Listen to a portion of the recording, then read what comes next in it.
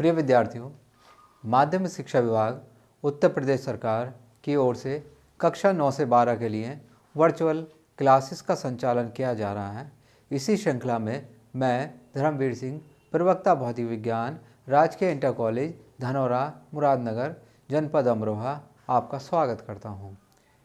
आज मैं कक्षा 11 भौतिक विज्ञान के अध्याय 10 तरलों के यांत्रिक गुण पर आपसे चर्चा करूंगा। यह हमारे इस अध्याय का प्रथम भाग है और आज का हमारा शीर्षक है तरल स्तंभ के कारण दाब। आइए कक्षा प्रारंभ करने से पहले हम थोड़ा रिव्यू कर लेते हैं, पुनरावलोकन कर लेते हैं कि पिछली कक्षा में, पिछले अध्याय में हमने क्या सीखा। पिछले अध्याय में हमने देखा ठोसों के यांत्रिक गुण, जिसमें हमने प्रत्यास्थता, विकृति और प्रतिबल को जाना। प्रत्यास्थता इलास्टिसिटी, किसी वस्तु के पदार्थ का वह गुण होता है जिसके कारण वह वस्तु अपने आकार में होने वाले परिवर्तन का विरोध करती है और जब बाह्य बल हटा लिया जाता है तो वह अपने पुराने आकार, आयतन को प्राप्त कर लेती है। इसमें हमने देखा हुक का नियम। हुक का नियम बताता है कि प्रत्यास्थता की सीमा में विद इन इलास्टिक लिमिट किसी वस्तु पर लगाया गया प्रतिबल और उसमें उत्पन्न विकृति परस्पर अनुक्रमानुपाती होती है, या हम इसको जब अनुपात के रूप में लेते हैं तो प्रतिबल बटे विकृति एक नियतांक आता है, उसको हम कहते हैं प्रत्यास्थता गुणांक।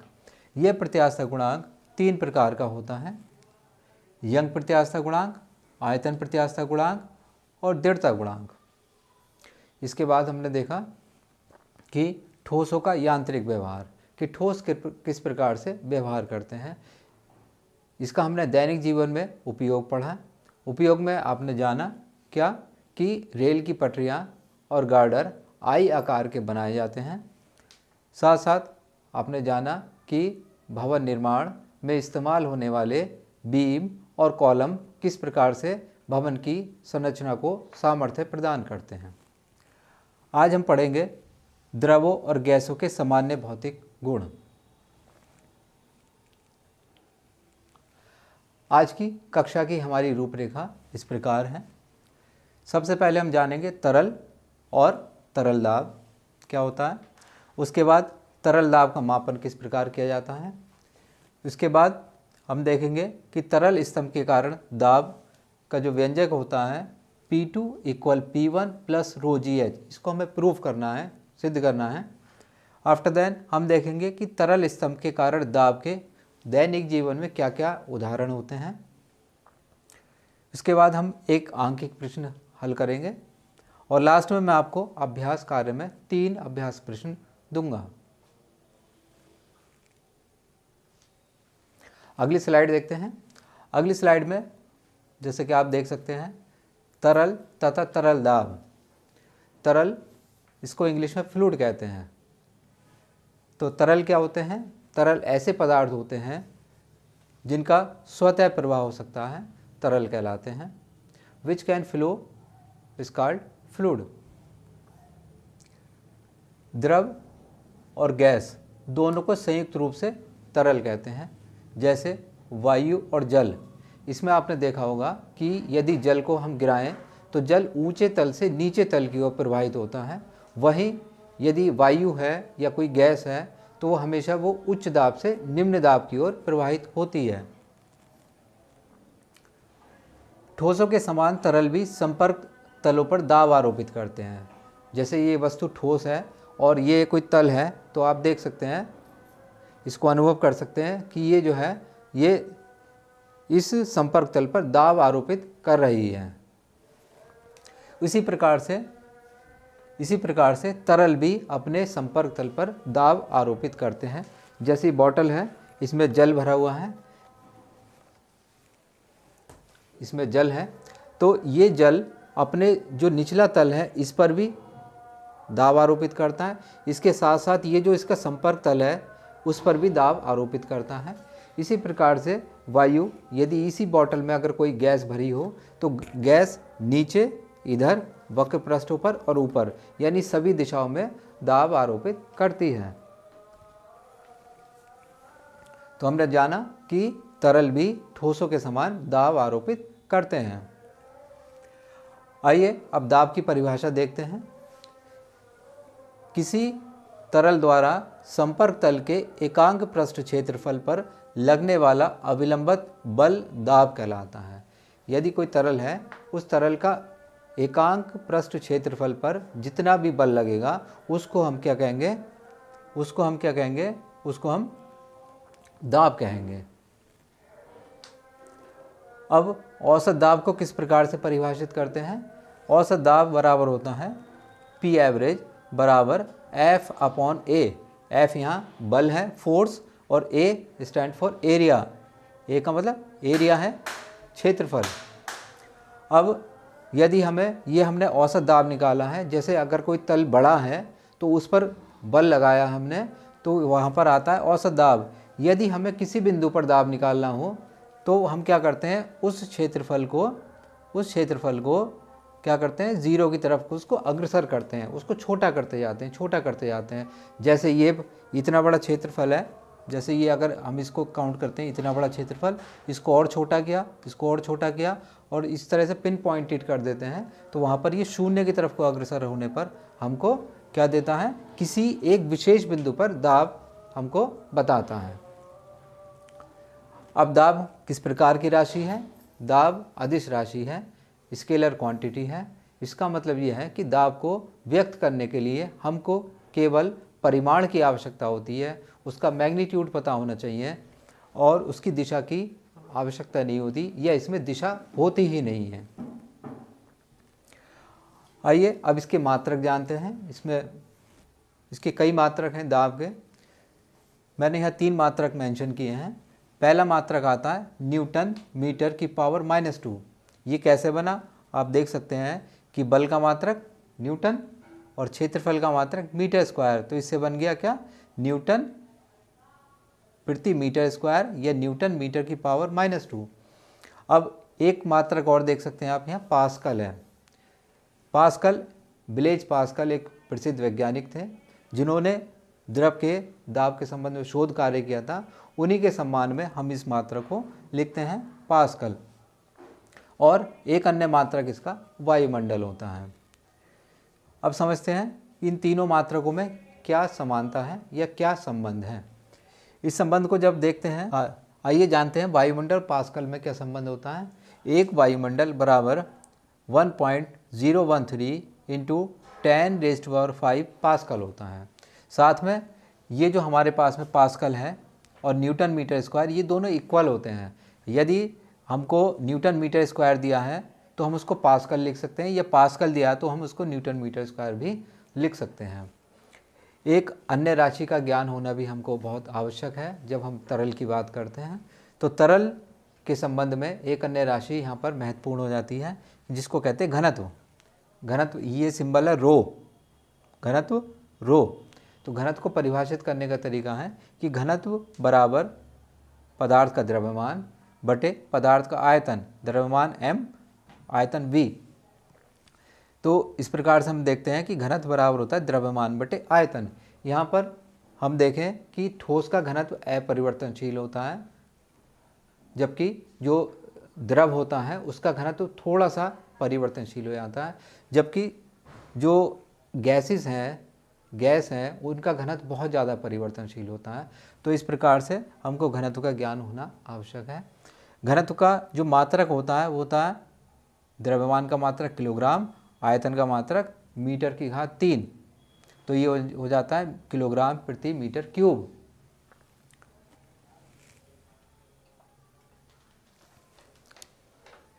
पिछली स्लाइड में हमने जाना तरल क्या होता है, तरल का जो दाब होता है उसको किस प्रकार से परिभाषित करते हैं, उसका सूत्र क्या होता है। इस स्लाइड में हम देखते हैं कि तरल दाब का मापन किस प्रकार से किया जाता है। तरल दाब का जो मापन है वो किस प्रकार से किया जाता है। इसमें मैंने एक बर्तन लिया है, उस बर्तन में द्रव लिया है जो कि एक तरल का भाग है। दूसरी साइड में मैंने चित्र बी दिखाया है। चित्र बी में मैंने यहाँ पर एक अंशांकित युक्ति ली है। अंशांकित युक्ति का मतलब है कि ये जो यहाँ पर स्प्रिंग लगा हुआ है इसके साथ में एक स्केल भी लगा होता है जिस पर कि अंश होते हैं। इसमें देख सकते हैं कि ये पिस्टन है, ऊपर ये पिस्टन है और ये स्प्रिंग है, तो ये पिस्टन मूवेबल है, यानी पिस्टन ये ऊपर नीचे गति कर सकता है। तो तरल दाब के मापन के लिए अंशांकित युक्ति चित्र में प्रदर्शित है। युक्ति को तरल में रखते हैं तथा पिस्टन पर तरल द्वारा लगा पैमाना दाब प्रदर्शित करता है। ये हम इसको उठाकर इस तरल के अंदर रखते हैं तो इसके ऊपर तरल दाब डालता है, जिससे ये जो स्प्रिंग है ये नीचे संपीड़ित होता है और हमको दाब का मान जितना भी होगा वो बताता है। जैसे यदि ये कोई हमारे पास में कोई बर्तन है, जैसे मैंने ये दिखाया इधर, इस बर्तन में मैं इस युक्ति को अंदर डाल दूंगा तो ये जैसे जैसे नीचे जाएगी वैसे वैसे इसका दाब इसके पैमाने पर प्रदर्शित होता है। तो इस स्लाइड में हमने देखा कि तरल दाब का मापन किस प्रकार किया जाता है। साथ में देख सकते हैं कि जो मापन होता है उसका अंशांकित करने का तरीका होता है कि P एवरेज बराबर F/A, इसी के अकॉर्डिंग स्केल पर निशान लगाए जाते हैं। आइए आज के मुख्य टॉपिक पर आते हैं। मुख्य विषय हमारा जो है तरल स्तंभ के कारण दाब, pressure due to fluid column. देखिए इसमें मैंने एक ये बेलनाकार एक बर्तन लिया है। इस बर्तन में कोई तरल भरा है, द्रव मान सकते हैं उसको। तो बर्तन में भरे तरल में बेलनाकार अवयव पर विचार करते हैं। तो ये बेलनाकार बर्तन, इसमें तरल भरा है और इसके अंदर एक ही अवयव लिया है मैंने। ये देख सकते हैं ये बेलनाकार अवयव है।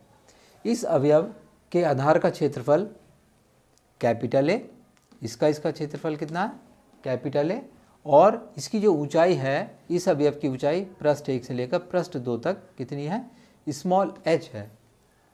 तो इसके पृष्ठ का क्षेत्रफल कैपिटल ए और इसकी ऊंचाई स्मॉल h। अच्छा, अब साम्यावस्था में, साम्यावस्था का अर्थ होता है कि जब किसी तरल में किसी प्रकार की हलचल नहीं होती है। तो यहाँ पर जब इसमें कोई हलचल नहीं होगी, किसी प्रकार का मोशन नहीं होगा, उस स्थिति में या इस पर लगने वाले परिणामी बल शून्य होगा। उस स्थिति में तरल अवयव के पृष्ठों में दाबांतर के कारण परिणामी बल बराबर बेलनाकार तरल अवयव का भार। इसमें ये जो दो पृष्ठ हैं इस पर दाब P1, इस पर P2, इसमें अंतर है, ये दाब ज़्यादा है, ये दाब कम है। तो P2 minus P1 into A, तो ये क्या हो गया, ये परिणामी बल हो गया। दाबांतर के कारण परिणामी बल किसके बराबर हुआ, ये बराबर हुआ ये जो बेलनाकार अवयव है इसके भार के। अब भार mg होता है। अब इस m को हम रिप्लेस करेंगे द्रव्यमान बराबर आयतन गुणा घनत्व। ये मैंने पिछली स्लाइड में आपको दिखाया है, ये द्रव्यमान बराबर आयतन गुणा घनत्व। तो यहाँ पर मैंने इसको रिप्लेस कर दिया द्रव्यमान बराबर आयतन गुणा घनत्व से। अब इसका जो आयतन होगा, इस बेलनाकार अवयव का आयतन कितना होगा, क्षेत्रफल गुणा ऊंचाई, क्षेत्रफल गुणा ऊंचाई। तो ये क्षेत्रफल गुणा ऊंचाई आ जाता है। तो मैंने इसको इससे यहाँ पर रिप्लेस कर दिया है। अब a से a कैंसिल आउट हो जाएगा। फाइनली हमारे पास बचेगा P2 माइनस P1 इक्वल रो GH। इसको सिंप्लीफाई करते हैं तो सिंप्लीफाई करने पर हमारे पास P1 इधर पहुँच जाता है। तो P2 इक्वल P1 प्लस रो GH, ये हमारे पास तरल स्तंभ के कारण किसी बिंदु पर दाब आ जाता है। अब इसको एक अन्य रूप में व्यक्त करते हैं।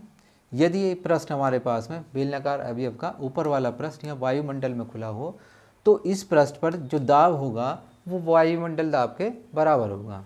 वायुमंडल दाब यहाँ मैंने प्रदर्शित किया PA से, और जो P2 है वह किसी गहराई पर किसी बिंदु पर दाब प्रदर्शित करेगा। तो इस P2 को मैंने कहा P। तो हमारे पास में जो रिलेशन आता है इस प्रकार से क्या आता है, P इक्वल PA प्लस रो GH। इसका मतलब किसी गहराई पर किसी बिंदु पर दाब, एक तो वायुमंडल दाब प्लस जो द्रव स्तंभ का दाब है उसके दोनों के योग के बराबर होता है। अब हम देखते हैं कि अगर हम इसको P माइनस पी ए कर देते हैं, P माइनस पी ए, तो इसको हम कहते हैं गेज प्रेशर, गेज दाब। और ये गेज दाब कितना हो गया, रो एच जी, रो एच जी, इसको हम गेज प्रेशर कहते हैं। और हम ये देख सकते हैं कि जो दाबांतर हुआ यहाँ पर, गेज प्रेशर हुआ, ये किन किन कारकों पर निर्भर करता है। 3 कारक इसमें आ रहे हैं। पहला कारक आ रहा है इसमें क्या, रो। रो का मतलब तरल का घनत्व, जो ये तरल है इसके अंदर, बर्तन के अंदर, उसका घनत्व, उसके ये अनुक्रमानुपाती होता है।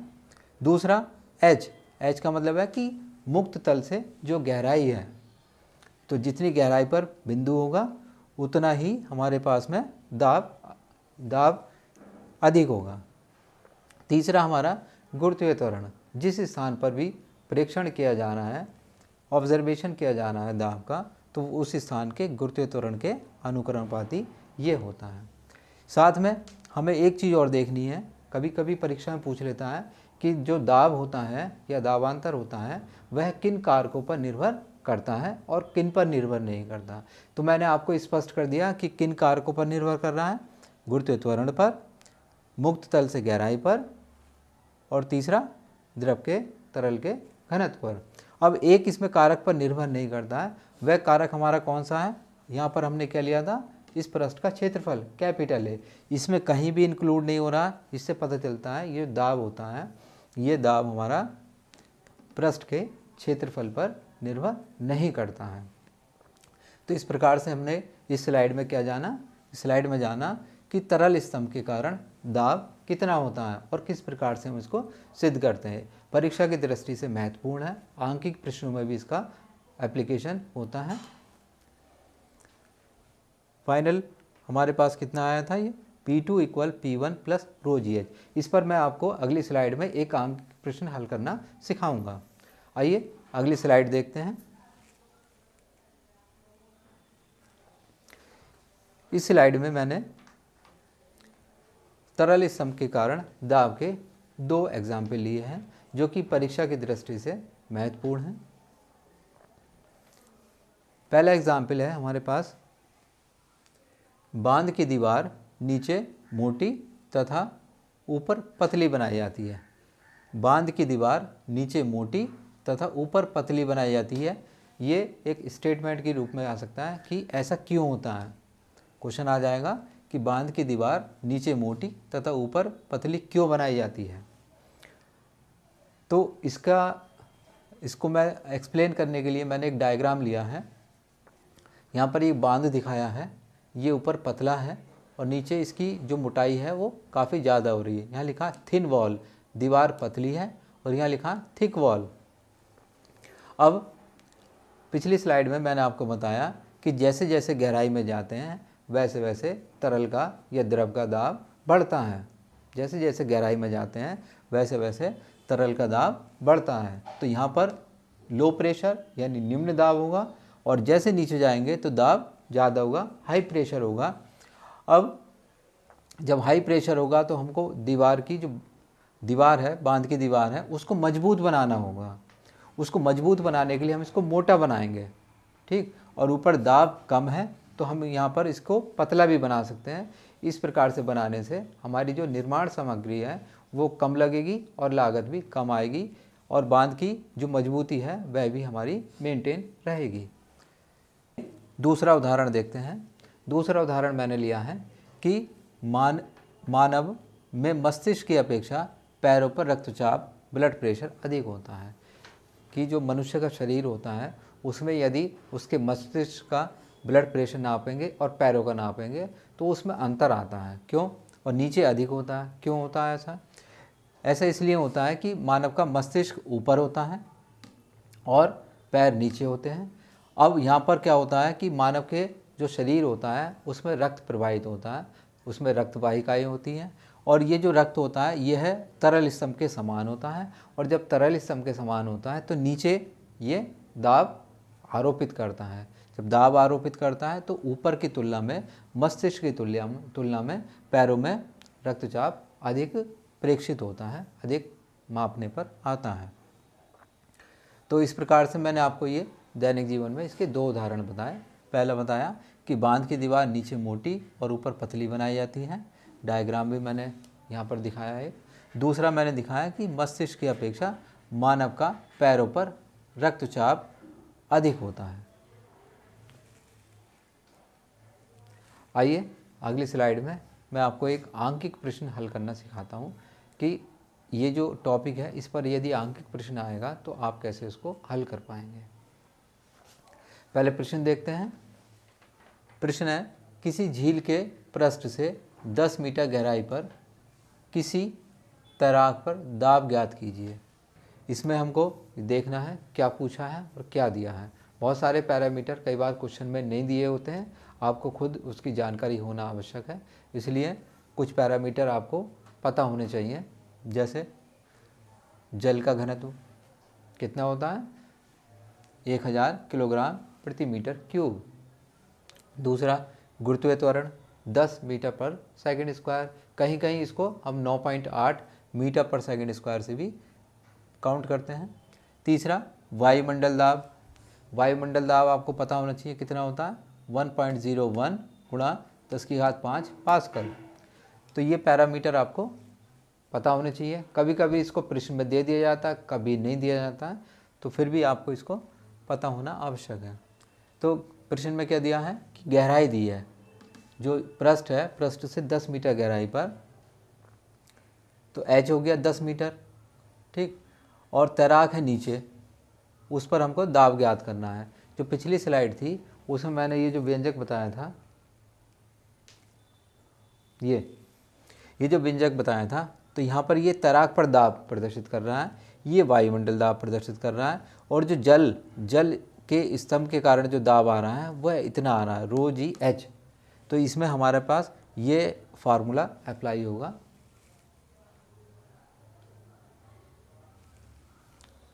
तो फार्मूला लिखा, P मीन्स तैराक पर दाब इक्वल PA एटमॉस्फेरिक प्रेशर वायुमंडल दाब प्लस ρgh। इसमें वैल्यू पुटअप करते हैं, तो PA वायुमंडल दाब, ये मैंने यहाँ लगाया 1.01 गुणा 10⁵ प्लस रो, यहाँ से है जल का घनत्व, ये आ गया, G ये है, और H जो हाइट है या डेप्थ है उसकी, ये है 10 मीटर, ये 10 इधर लग गया। तो जब इसको मल्टीप्लाई करेंगे तो 10⁵ यहाँ से आता है, और ये है, इसको जब ऐड करेंगे तो इतना आएगा, ये पास्कल में आएगा, ठीक। और जब इस पास्कल को हम वायुमंडल में बदलेंगे तो ये लगभग 2 वायुमंडल आता है। आप इसको इतना भी छोड़ सकते हैं, क्योंकि इसमें क्वेश्चन में ये नहीं कहा है कि आप उत्तर अपना पास्कल में दीजिए, ये वायुमंडल में दीजिए। तो इस प्रकार से मैंने आपको एक आंकिक प्रश्न हल करना सिखाया, क्योंकि आंकिक प्रश्न भी परीक्षा में महत्वपूर्ण होते हैं और पूछे जाते हैं।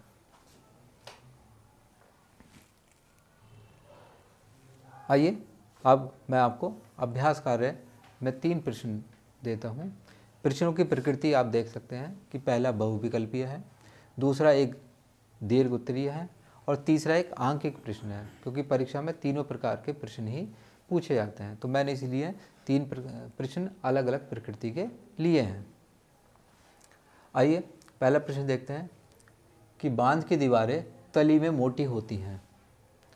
अब इसके 4 हमको विकल्प दिए हैं। कौन कौन से विकल्प हैं देखते हैं। का, ताकि वह सुंदर दिखाई दे। खा, क्योंकि तली में जल दीवार पर अधिक दाब डालता है। गा, क्योंकि यह सुविधाजनक होता है। और घा, क्योंकि ऐसी ही परंपरा है।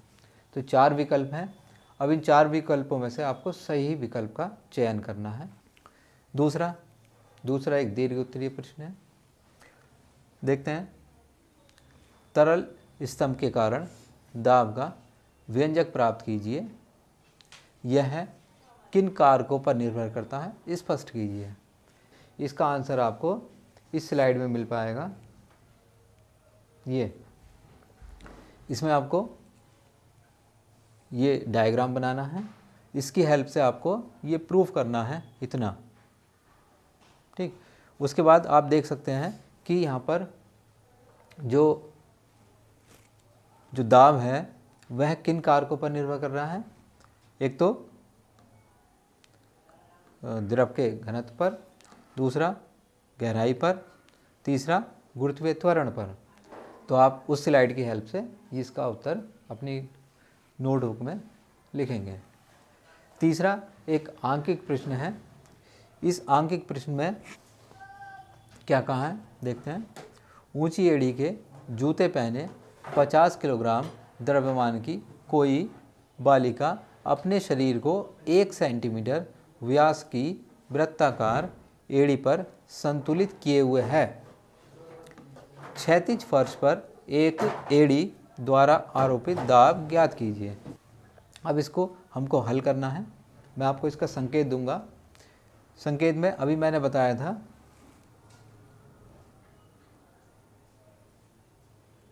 कि दाब कितना होता है, बल बटे क्षेत्रफल। ठीक, दाब यहाँ पर बल बटे क्षेत्रफल। अब यहाँ पर बल क्या है, बल है बालिका का भार। क्या है बल, बालिका का भार। और भार कितना होता है, मैंने एक स्लाइड में अभी आपको बताया कि भार जो होता है वो mg होता है। ठीक है, तो F की जगह पर कितना आ जाएगा mg। और A क्या है, उसकी एड़ी का क्षेत्रफल। और क्षेत्रफल कैसा होगा, वृत्ताकार होगा। जैसे ये वृत्ताकार है, ये वृत्ताकार है। अब जब वृत्त का क्षेत्रफल कितना होता है, पाई आर स्क्वायर, तो यहाँ पर आप F को mg से और A को पाई आर स्क्वायर से रिप्लेस कर देंगे।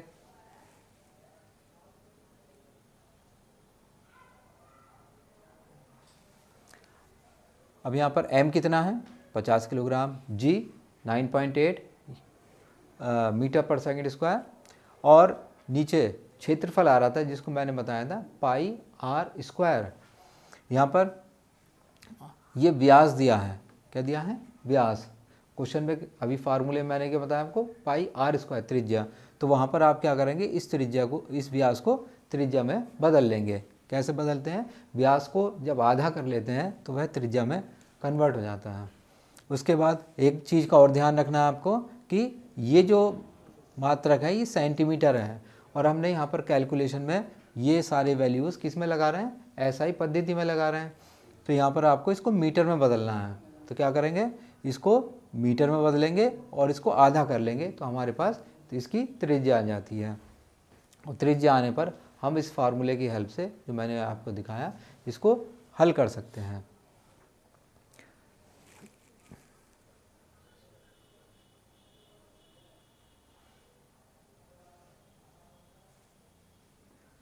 तो आइए फिर से एक बार देख लेते हैं कि हमने आज क्या क्या पढ़ा। हमारी कक्षा की रूपरेखा किस प्रकार से रही। हमने जाना तरल क्या होते हैं, तरल किस प्रकार से दाब आरोपित करते हैं, फिर हमने तरल दाब का मापन किस प्रकार से किया जाता है उसको देखा। तरल स्तंभ के कारण हमने दाब का एक व्यंजक सिद्ध किया। उसके बाद तरल स्तंभ के दाब के मैंने आपको 2 उदाहरण बताए थे। एक आंकिक प्रश्न हल करना बताया मैंने, और अंत में मैंने आपको 3 अभ्यास प्रश्न दिए। ये 3 अभ्यास प्रश्न मैंने आपको दिए हैं।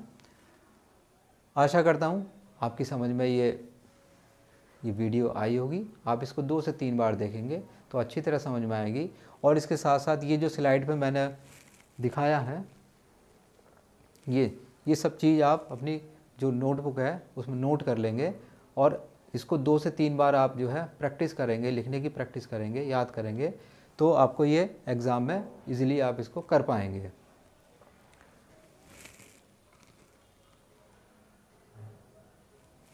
इजीली कर पाएंगे। इसके साथ साथ एक चीज़ और बतानी है कि इस वीडियो को आप जब देखें तो उस समय इसको अपनी नोटबुक साथ लेकर बैठें। नोटबुक साथ लेकर बैठेंगे तो इसको जो है, जो भी स्लाइड में मटेरियल है आप उसको लिखते जाएं, अपने पास लिखते जाएंगे, उसको फिर रिवाइज करेंगे तो आपको अच्छे से समझ में आएगा और परीक्षा में आप इसको कर पाएंगे। अगले कक्षा में भाग 2 में हम देखेंगे पास्कल का नियम, तरल में दाब संचरण संबंधी पास्कल का नियम, और उसके दैनिक जीवन में अनुप्रयोग। 2 अनुप्रयोग मैं आपको अगली कक्षा में बताऊंगा, जिसको हाइड्रोलिक लिफ्ट, हाइड्रोलिक ब्रेक कहते हैं। आप इसको अपनी NCERT कक्षा 11 NCERT के अध्याय 10 में देख सकते हैं, उसको सेल्फ स्टडी कर सकते हैं, जिससे कि अगली कक्षा में आपको अच्छे से समझ में आ जाए। धन्यवाद।